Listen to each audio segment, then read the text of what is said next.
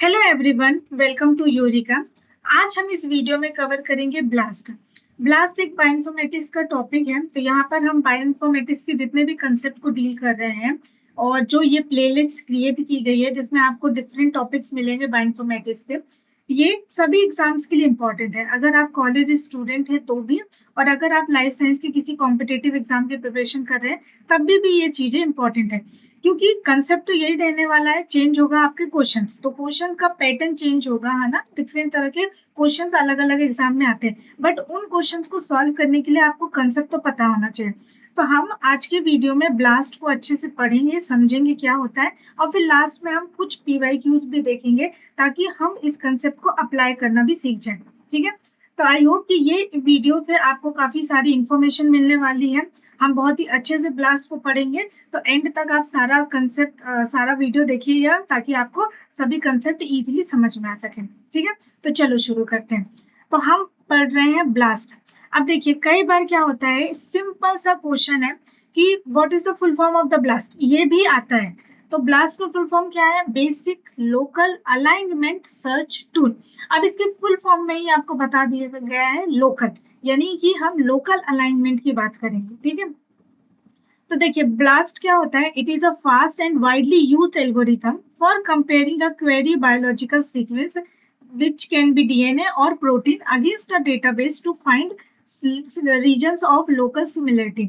अगर आपको local similarity find करनी है तो जो भी आपका क्वेरी सीक्वेंस है, ठीक है, इट कैन बी प्रोटीन और इट कैन बी डीएनए, उसको हम जब डेटाबेस में जाकर सिमिलर सीक्वेंस सर्च करते हैं तो उसके लिए हम ब्लास्ट को यूज करते हैं। ये बहुत ही फास्ट मेथड है और वाइडली यूज्ड एल्गोरिथम है। ठीक है, अब ये जो प्रोग्राम है इसको स्टेफन ने डेवलप किया था और ये एक ह्यूरिस्टिक अलाइनमेंट मेथड है जो हम ऑलरेडी डिस्कस कर चुके हैं। ठीक है, तो बेसिकली जो ब्लास्ट होता है इसका ऑब्जेक्टिव ये होता है कि हम हाई स्कोर अनगैप्ड सेगमेंट को फाइंड आउट कर सके जब भी हम कोई रिलेटेड सीक्वेंस को सिमिलरिटी देखते हैं। ठीक है, मान लीजिए कि आपके पास ये कोई क्वेरी सीक्वेंस है और यहाँ पर है मेरा डेटाबेस। ठीक है, अब इस डेटाबेस में आप इस सीक्वेंस को चेक कर रहे हो, तो मैं चाहूंगी कि मुझे मैक्सिमम मैचेस मिले और उन मैचेस में जो है गैप्स प्रेजेंट ना हो। इसीलिए मैं बोल रही हूँ हाई स्कोरिंग अनगैप्ड सेगमेंट्स को मुझे रिलेटेड सीक्वेंस के बीच में देखना है।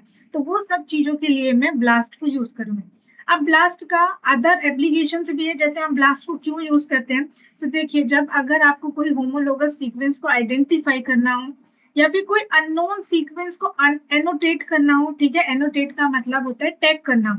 अगर किसी जीन या प्रोटीन के फंक्शन को आपको प्रिडिक्ट करना है कि मान लीजिए आपने कोई नया जीन या कोई नया प्रोटीन खोज निकाला, अब आपको देखना है कि वो प्रोटीन आपके डेटाबेस में प्रेजेंट है कि नहीं, तो आप क्या करोगे, सीक्वेंस सिमिलरिटी चेक करने की कोशिश करोगे, जिससे ये पता चलेगा कि जो भी जीन या प्रोटीन आपके हाथ लगा है वो प्रीवियस, मतलब वो पहले से एग्जिस्टेंस में है कि नहीं, या फिर उसकी कोई फैमिली प्रेजेंट है कि नहीं, या फिर कोई रिलेटेड सीक्वेंस प्रेजेंट है कि नहीं।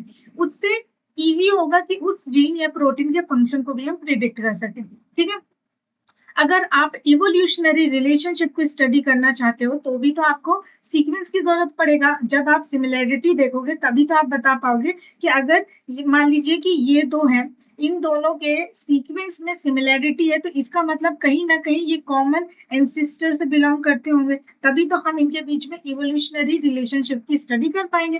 तो इन सभी चीजों के लिए हम ब्लास्ट का यूज करते हैं। ठीक है, जरा देख लेते हैं कि ब्लास्ट करते कैसे हैं। तो मान लीजिए कि मेरे पास एक क्वेरी सीक्वेंस है, ये रहा मेरा क्वेरी सीक्वेंस।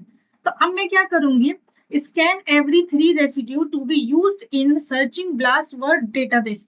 अब मैं अपने क्वेरी सीक्वेंस को डेटाबेस में सर्च करने की कोशिश करूंगी, लेकिन मैं एक टाइम पर 3 रेसिड्यू को लेके चलूंगी। तो सपोज मैंने यहाँ पर PYN रेसिड्यू को चूज कर लिया। तो अब क्या है, ये मेरा क्वेरी है और ये मेरा डेटाबेस है जिससे मुझे मैच करना है। तो अब मैं मैच करने की कोशिश करूंगी अपने डेटाबेस से। तो यहाँ देखिए PYN, यहाँ पे भी PYN, तो क्या हुआ, तीनों के तीनों मैच हो गए। यहाँ पे देखिए P मैच हो रहा है, N मैच हो रहा है, यहाँ पे सिर्फ P मैच हो रहा है और यहाँ पे भी सिर्फ P मैच हो रहा है। Now in the next step, I will calculate the sums of match scores based on the Blossom 62 matrix। ठीक है, ब्लॉसम 62 मैट्रिक्स, अगर आपको याद हो तो ब्लॉसम 62 एक डिफॉल्ट मैट्रिक्स है जो हम ब्लास्ट में यूज करते हैं, ठीक है। तो यहाँ पर क्या है कि पी वाई एन जो है करेक्ट मैच हो गया, तो इसका जो स्कोर निकला वो 20 हुआ। यहाँ पे सिर्फ पी और वाई जो है मैच कर रहे हैं, तो इसका स्कोर 16 है जो 20 से कम है, ठीक है, क्योंकि कम मैचिंग है। यहाँ पे सिर्फ P मैच कर रहा है, तो इसलिए इसका स्कोर जो है 10 है, जो अगेन 16 से कम है। एंड सिमिलरली यहाँ पे भी सिर्फ P ही मैच हो रहा है, तो इसलिए इसका स्कोर भी 10 निकल के आया, ठीक है।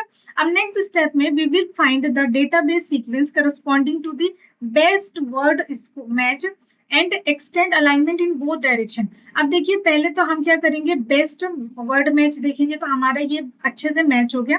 उसके बाद हम दोनों डायरेक्शन में इसको अलाइन करने की कोशिश करेंगे, यानी इस डायरेक्शन में भी और इस डायरेक्शन में भी। And then we will determine the high score segment above threshold. तो अब देखिए यहाँ पर पी वाई एन जो एग्जैक्ट मैच हो रहा है, तो इसका स्कोर कितना 20 निकला था, तो ये हो गया 20। जब इसको हम एक्सटेंड कर रहे हैं दोनों डायरेक्शन में, तो ये करेक्ट मैच हो गया एम से एम, तो इसका स्कोर 5 आया। बट यहाँ पे मैच नहीं है, यहाँ पे भी मैच नहीं है, और ये सब भी मैच नहीं कर रहे हैं। तो अब क्योंकि इनमें मैच नहीं है, तो इनके स्कोर अकॉर्डिंगली दिए गए हैं, ठीक है। उसके बाद जब हम टोटल स्कोर निकालते हैं, तो हमारे पास जो आता है टोटल स्कोर 24 आता है, ठीक है। और HSP क्या है, हाई स्कोरिंग सेगमेंट पेयर। तो इस तरीके से आप ब्लास्ट में जाकर अपना कोई भी क्वेरी सीक्वेंस को डेटाबेस से सिमिलैरिटी, अगर सीक्वेंस आपको पता करना है तो आप चेक कर सकते हो, right. Now moving to the next, तो हम ना बहुत सारे वेरिएंट्स देखते हैं, ब्लास्ट के डिफरेंट तरह के वेरिएंट्स प्रेजेंट होते हैं, और हमारी किस तरह की क्वेरी है उस पर डिपेंड करता है कि हम किस तरह के डेटाबेस से सिमिलरिटी सीक्वेंस को चेक करेंगे, और उसी के हिसाब से हम प्रोग्राम चूज करते हैं, ठीक है। अगर मान लीजिए मेरे पास क्वेरी जो है न्यूक्लियोटाइड है, ठीक है। अब न्यूक्लियोटाइड क्या है, एक डीएनए है, राइट। तो अगर ये न्यूक्लियोटाइड मेरी क्वेरी है, तो मैं डेटाबेस न्यूक्लियोटाइड चूज कर रही हूँ, तो इसके लिए मैं प्रोग्राम रन करूंगी ब्लास्ट एन, ठीक है। अगर मेरे पास मेरा क्वेरी सीक्वेंस प्रोटीन है और मैं डेटाबेस क्या चूज कर रही हूँ, प्रोटीन प्रोटीन प्रोटीन, तो यहाँ पर ब्लास्ट पी आ जाएगा। तो इन दोनों में तो कोई प्रॉब्लम नहीं होगी कि एन और पी का क्या मतलब है, एन मतलब कि क्वेरी आपका न्यूक्लियोटाइड है और डेटाबेस भी न्यूक्लियोटाइड है, और पी का मतलब है कि क्वेरी भी आपका प्रोटीन है और डेटाबेस भी आपका प्रोटीन है।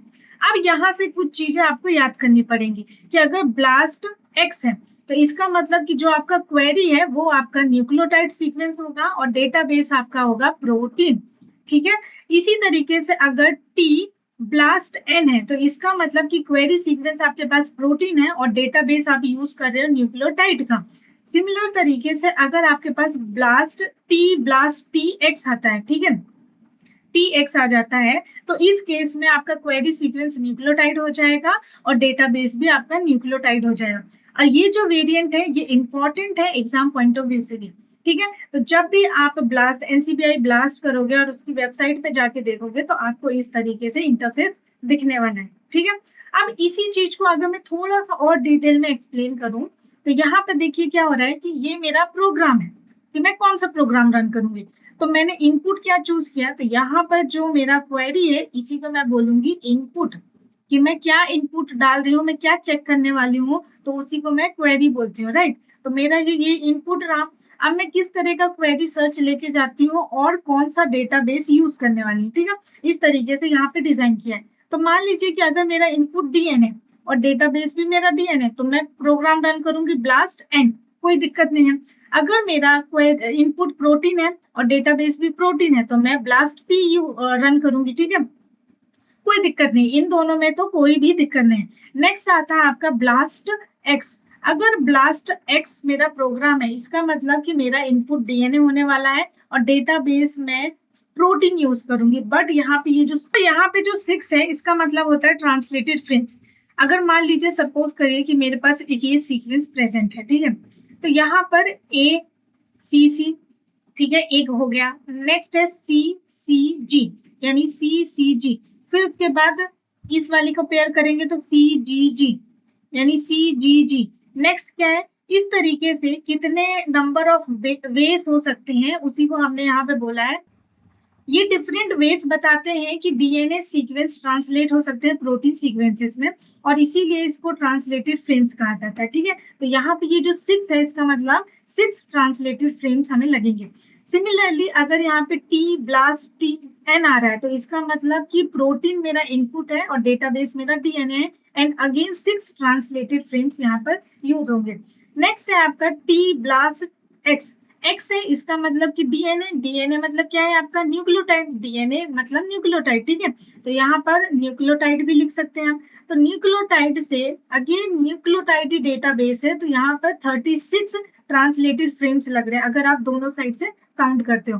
तो इस तरीके से हम चूज करते हैं कि हमें कौन सा प्रोग्राम रन करना है, डिपेंडिंग कि मेरा इनपुट क्या है और फिर मैं कौन सा डेटाबेस चूज कर रही हूँ। राइट नाउ हमारे पास ब्लास्ट के कुछ और वेरिएंट्स हैं कि हम किस तरह का एप्लीकेशन चाहते हैं, उसके बेसिस पे हम इन प्रोग्राम्स को सिलेक्ट करेंगे। तो है क्विक ब्लास्ट पी, जो हम बोलते हैं एक्सिलरेटेड प्रोटीन ब्लास्ट। ये एक एक्सिलरेटेड वर्जन है ब्लास्ट पी का, जिसमें इनपुट हमारा प्रोटीन होता है और डेटाबेस भी हमारा प्रोटीन होता है। तो ये बहुत ही फास्ट वर्जन है। अगर टारगेट आइडेंटिटी 50% है या उससे ज्यादा है, तो हम क्विक ब्लास्ट पी को यूज करते हैं। नेक्स्ट है आपका ब्लास्ट पी, जिसमें हम इनपुट भी प्रोटीन लेते हैं और डेटाबेस भी हमारा प्रोटीन होता है, तो इसमें तो कोई टेंशन की बात नहीं है। नेक्स्ट है हमारा पीएसआई ब्लास्ट। ठीक है, इसका फुल फॉर्म होता है position specific iterated blast. It allows the user to build a PSSM. This is a position specific scoring matrix जो हेल्प करता है कि हम डिस्टेंस इवोल्यूशनरी रिलेशनशिप को फाइंड आउट कर सके। तो यानी कि इस जो वेरिएंट है ब्लास्ट का, इसको हम तब यूज करेंगे जब मुझे डिस्टिंक्ट इवोल्यूशनरी रिलेशनशिप का एप्लीकेशन पे काम करना हो। ठीक है, नेक्स्ट है आपका PHI ब्लास्ट, जिसका फुल फॉर्म है pattern hit initiated blast. It performs the search but limits alignment to those that matches pattern in a query. देखिए डिफरेंट तरह के हमारे पास वेरिएंट्स है ब्लास्ट के, हम किस तरह की एप्लीकेशन की तरफ मूव करते हैं उस बेसिस पे हम इन प्रोग्राम को सिलेक्ट करते हैं। तो जब आप ऑफिशियल वेबसाइट पे जाओगे एनसीबीआई ब्लास्ट की, तो आपको ये सारे प्रोग्राम्स वहां पे देखने को मिलता है और सबका अपना अपना एक एप्लीकेशन होता है। नेक्स्ट हम बात कर लेते हैं डेल्टा ब्लास्ट की, जिसका फुल फॉर्म होता है domain enhanced lookup time accelerated blast. ठीक है, इसमें हम कंस्ट्रक्ट करते हैं PSSM, जिसका फुल फॉर्म था पोजीशन स्पेसिफिक स्कोरिंग मैट्रिक्स।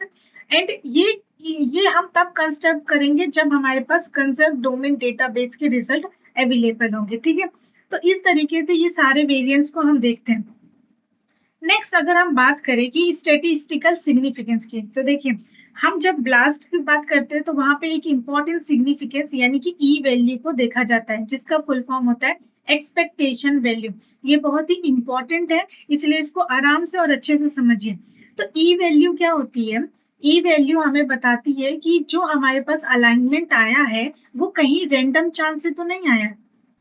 तो यहाँ पर हमें जितने भी हिट्स या मैचेस मिले हैं वो रैंडम चांस से तो नहीं है, वो चीज हमें ई वैल्यू बताती है।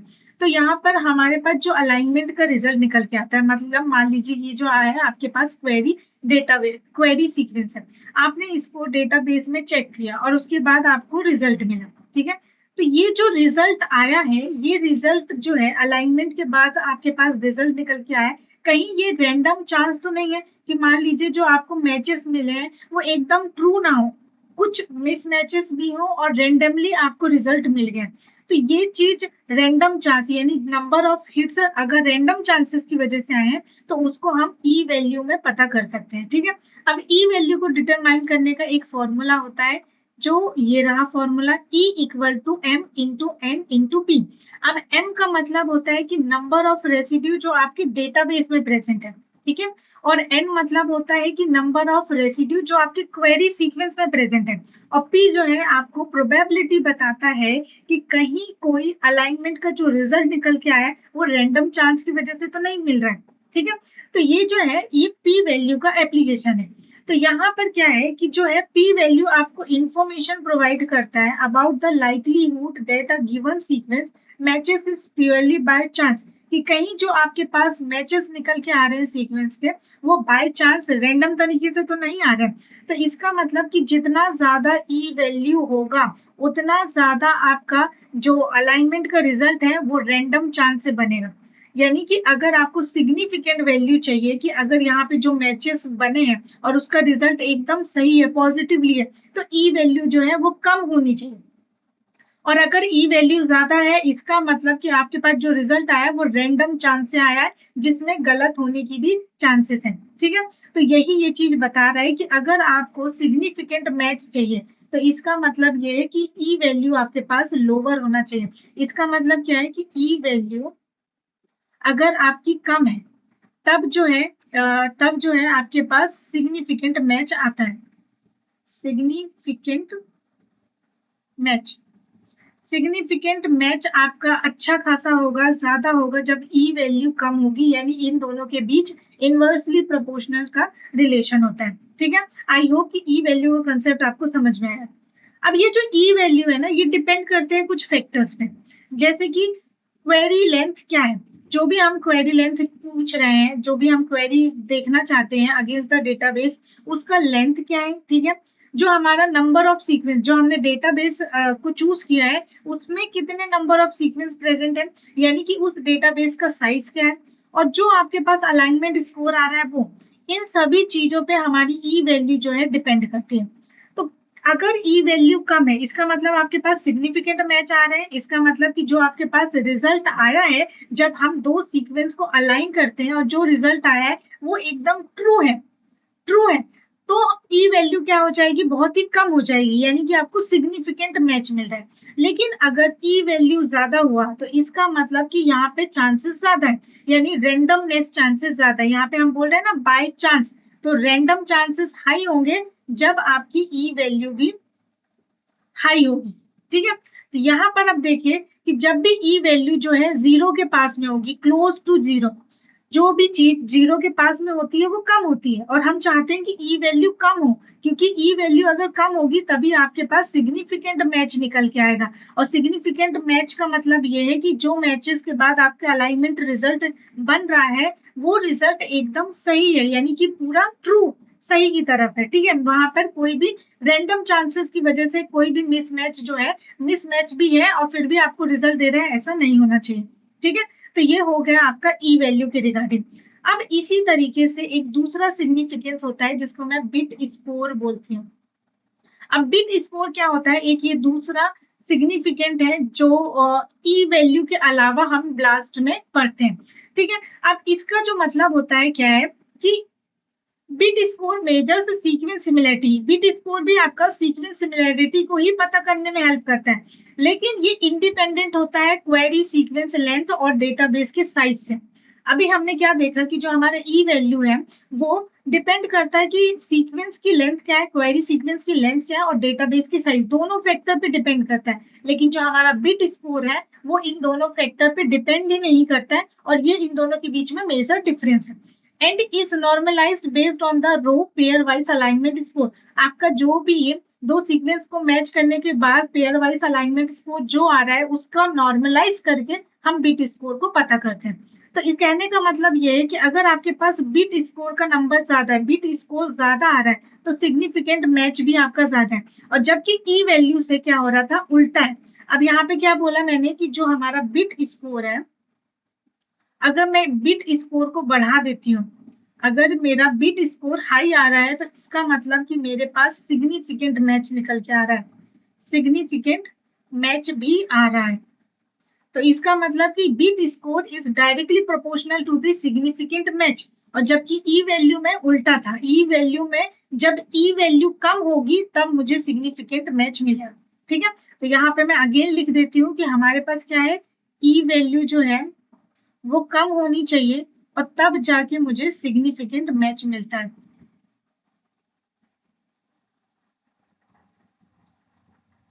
ठीक है, तो ये दोनों इंपॉर्टेंट चीजें थी, आई होप कि यहाँ पे क्लियर हो गया होगा। अब जो हमने ब्लास्ट पढ़ा, यही कंसेप्ट बहुत इंपॉर्टेंट है डिफरेंट तरह के क्वेश्चंस को सॉल्व करने के लिए। तो चलिए अब देखते हैं कि किस तरह के क्वेश्चन जो है हमारे एग्जाम में पूछे गए। तो ये रहा फर्स्ट क्वेश्चन जो आपके गेट में पूछा गया है। इसमें पूछ रहा है कि which of the following statement are correct when a protein sequence database is search using the BLAST algorithm. तो यहाँ पे आपको करेक्ट स्टेटमेंट को पिक करना है। तो चलिए पहला स्टेटमेंट पढ़ते हैं। A larger E value indicate high sequence similarity. No, मैंने क्या बताया आपको कि जो हमारा ई वैल्यू है ये जितना कम रहेगा उतना ज्यादा सीक्वेंस सिमिलैरिटी को ये शो करेगा, उतना ज्यादा सीक्वेंस सिमिलैरिटी होगी, यानी कि सिग्निफिकेंट मैच होंगे, सिग्निफिकेंट मैच उतना ज्यादा होगा। और जो रेंडम चांस निकल के आया, अगर कोई रिजल्ट रेंडम चांस की वजह से है वो डिक्रीज होगा, अगर ई वैल्यू डिक्रीज हो रही है तो। और यहाँ पे इन्होंने बोला कि ई वैल्यू लार्जर है, तो अगर लार्ज हुई ई वैल्यू तो यानी कि जो हमारे पास रिजल्ट है वो सिमिलैरिटी की तरफ शो नहीं कर रहा है, क्योंकि वो फॉल्स रिजल्ट हो सकता है। तो यानी कि यहाँ पर हायर सीक्वेंस सिमिलैरिटी तब होगी जब मेरे पास ई वैल्यू कम होगी। तो ये तो होने से रहा। तो अगर P नहीं है तो ये स्टेटमेंट भी नहीं होगा, ये वाला ऑप्शन भी नहीं होगा और ये भी नहीं होगा। अरे इससे तो देखिए आपके पास सीधा सीधा आंसर निकल के आ गया। अगर आपको एक स्टेटमेंट में मालूम था तो आप इस क्वेश्चन को आराम से डील कर जाओगे। तो इसका आंसर तो बी है। लेकिन चलिए हम नेक्स्ट ऑप्शन को भी अपने टैली कर लेते हैं कि किस तरीके से बी है। तो जो क्यू है स्टेटमेंट बोल रहा है कि E value is less than 10 to the power minus 10 indicate sequence homology.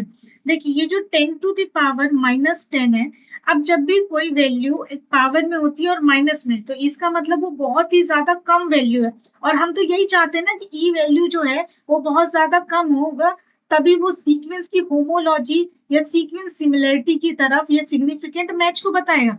ये सारे टर्म्स जो हैं एक दूसरे से रिलेटेड है, ध्यान से समझिएगा कि ई वैल्यू मुझे कम चाहिए तभी वो सीक्वेंस होमोलॉजी बताएगा, सीक्वेंस सिमिलरिटी को बताएगा। अगर सिमिलरिटी होगी तभी तो होमोलॉजी भी निकलेगी ना। तो ये क्या है, सीक्वेंस सिमिलरिटी की तरह शो कर रहा है, इसकी तरफ शो कर रहा है। तो ये स्टेटमेंट हो गया सही। तो क्यू तो सही हो गया। अब आर वाले स्टेटमेंट में देखिए, a higher BLAST score indicates a higher sequence similarity. Yes, अगर आपको ब्लास्ट का कंसेप्ट याद हो जो हम अपने पहले की वीडियोस में कवर कर चुके हैं, तो हमने क्या बोला था कि ब्लास्ट का स्कोर जितना ज्यादा होगा, जैसे आपको याद होगा ना, हमने ब्लास्ट 30, 60, 62 इस तरीके से पढ़ रहे थे। तो जितना ज्यादा ब्लास्ट का स्कोर होता जाएगा उतना ज्यादा वो हायर सीक्वेंस सिमिलरिटी को बताएगा, जो जस्ट अपोजिट है पाम से। ठीक है, तो ये स्टेटमेंट भी करेक्ट हो गया। अब जो हमारा एस वाला स्टेटमेंट है वो क्या बोल रहा है कि ई वैल्यू जो है वो greater than 10 to the power 10। तो देखिए एक तो ये 10 टू द पावर 10 कितनी ज्यादा हाई वैल्यू है, और इस हाई वैल्यू से भी ज्यादा ई वैल्यू ज्यादा निकल के आ रही है। तो अगर ई वैल्यू ज्यादा होगा तो सीक्वेंस होमोलॉजी तो होनी ही नहीं है, यहाँ पे रैंडम चांसेस के ऑप्शंस बनेंगे, तो यहाँ पे सीक्वेंस सिमिलरिटी आपको देखने को नहीं मिलेंगी, इसलिए ये स्टेटमेंट गलत है। ठीक है, तो एक तो ये तरीका हो गया इस क्वेश्चन को सॉल्व करने का। और दूसरा ये चीज अगर आप ध्यान दो तो यहाँ पे आप क्या ध्यान दे सकते हो कि ये जो Q वाला स्टेटमेंट था और S वाला स्टेटमेंट, ये दोनों स्टेटमेंट एक दूसरे के उल्टा बोल रहे हैं। यहाँ पर ये वैल्यू बता रहे हैं, यहाँ पर ये वैल्यू बता रहे हैं, मतलब काइंड ऑफ सिमिलर स्टेटमेंट इन्होंने पुट करने की कोशिश की। बट अगर आपके कंसेप्ट क्लियर है तो आप राइट आंसर तक आसानी से पहुंच सकते हो। ठीक है, चलिए हम नेक्स्ट क्वेश्चन की तरफ मूव करते हैं। So BLAST is a popular tool to search for sequence similar to a given sequence। जो भी आपका क्वेरी सीक्वेंस है उसके अगेंस्ट आप डेटाबेस यूज करके आप सीक्वेंस सिमिलरिटी पता कर सकते हो। ये होता है ब्लास्ट का application. And is often short indicate resulting matches according to the E value. और यहाँ पे ई वैल्यू का बहुत इंपॉर्टेंट रोल है। ठीक है, हमने देखा है कि ई वैल्यू किस तरीके से इंपॉर्टेंट रोल प्ले करता है ब्लास्ट में। तो which one of the following statement is incorrect with respect to E value. आपसे यहाँ पर इनकरेक्ट स्टेटमेंट पूछा है ई वैल्यू के रिगार्डिंग। तो चलिए, अब ई वैल्यू तो हमने इतने अच्छे से पढ़ा है। So E value it value depends on the length of the query sequence. तो अगर आपको याद हो तो हमने क्या बोला था कि ये जो ई वैल्यू होती है ये आपका सीक्वेंस की लेंथ पर, ये जो आपकी क्वेरी सीक्वेंस होता है उसकी लेंथ पर डिपेंड होता है। फिर जो डेटाबेस है उसके साइज पर डिपेंड करता है, और जो अलाइनमेंट स्कोर आ रहा है उस पर भी डिपेंड करता है। तो इसका मतलब फर्स्ट स्टेटमेंट सही हो गया। Its value depend on the size of the database, ये भी करेक्ट है, हमसे इनकरेक्ट पूछा है। And it reduce exponentially as the pairwise score alignment score increases. अब ये जो है, ये पॉइंट को बहुत ही आराम से और ध्यान से समझिए कि इसमें बोल रहा है कि अगर आपका पेयर वाइज अलाइनमेंट स्कोर बढ़ता है, ठीक है, अगर ये स्कोर बढ़ता है, अगर आपके पास पेयर वाइज अलाइनमेंट स्कोर बढ़ रहा है, इसका मतलब कि ये बता रहा है कि जो भी आपके पास क्वेरी सीक्वेंस है और जो आपने डेटाबेस सीक्वेंस यूज किया है, इनके बीच में मैच जो है वो बढ़ रहा है। मैच बढ़ रहा है मतलब हो सकता है कि यहाँ ए की जगह ए है, टी की जगह यहाँ टी है, जी की जगह यहाँ जी है और ए की जगह अगेन यहाँ पे जी है। तो इन दोनों का मैचेस जो है, दोनों सीक्वेंसेस के बीच में मैचेस बढ़ रहा है, तभी तो पेयर वाइज अलाइनमेंट स्कोर बढ़ रहा है। और अगर स्कोर बढ़ रहा है तो इसका मतलब कि रेंडम मैच होने की चांसेस बहुत कम है। और अगर रेंडम होने की चांसेस बहुत कम है तो इसका मतलब कि ई वैल्यू जो है वो कम आ रही है। अगर आपके पास ई वैल्यू कम आ रही है तभी तो मेरा स्कोर बढ़ रहा है, अलाइनमेंट स्कोर बढ़ रहा है।